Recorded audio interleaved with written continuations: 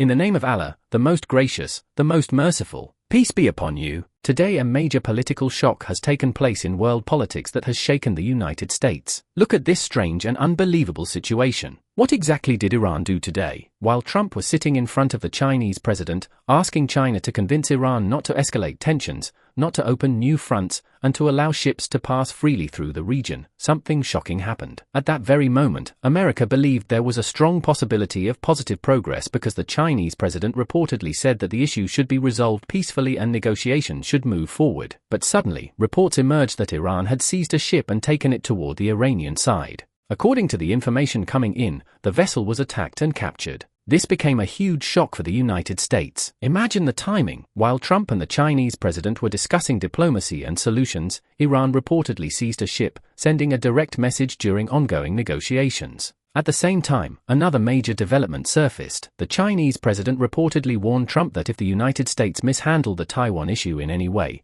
it could lead to a much larger conflict than the Iran war, causing massive destruction. The significance of China allowing this message to be released in international media is enormous. It was a diplomatic warning delivered very clearly. China's message was essentially this: if the United States is accusing China of supporting Iran and escalating the situation, then America should think carefully about what could happen if China became directly involved. According to the discussion, China warned that even a small miscalculation over Taiwan could lead to severe clashes and widespread destruction. Trump reportedly responded by saying that America wants issues resolved peacefully. But while these discussions were happening, Iran was continuing its own actions independently. Reports reached Trump during the talks that Iran had already seized another ship. The broader point being made is that Iran is fighting its own battle and is not waiting for approval from China or Russia. The analysis suggests that Iran understands negotiations between China and the United States take time, and Tehran is using that window strategically. The ship involved reportedly ignored Iran's blockade instructions,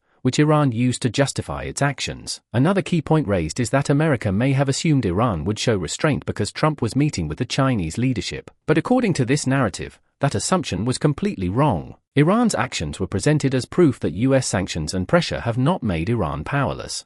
China also reportedly reminded the United States that America itself has imposed blockades and sanctions, while Iran had already shown willingness to discuss opening Hormuz under certain conditions. The message being presented is that Iran now sees itself as controlling the path of future negotiations and regional deals. The situation is being described as a major strategic challenge for America. Gulf countries are also reportedly urging peaceful negotiations and encouraging China to play a larger role in diplomacy. There is speculation that future Iran-US talks could eventually take place in China because previous mediation efforts elsewhere did not fully succeed. According to the discussion, China's diplomatic language toward Trump carried deeper meaning. The warning over Taiwan was interpreted as a message that if American military technology struggled in the Middle East, then a direct confrontation with China could be even more devastating. The report also claims that Trump's popularity has sharply declined. It references claims circulating in media reports that Trump had already prepared resignation-related contingency arrangements before his China visit, giving Vice President J.D. Vance authority in case of emergency situations. These claims remain highly controversial and unverified. J.D. Vance is described as favoring negotiations and warning against a large-scale war, arguing that such a conflict could lead to enormous destruction for the United States. The overall argument presented is that America is frustrated because negotiations are not progressing, threats are losing their impact on international markets, and countries are increasingly ignoring US pressure tactics.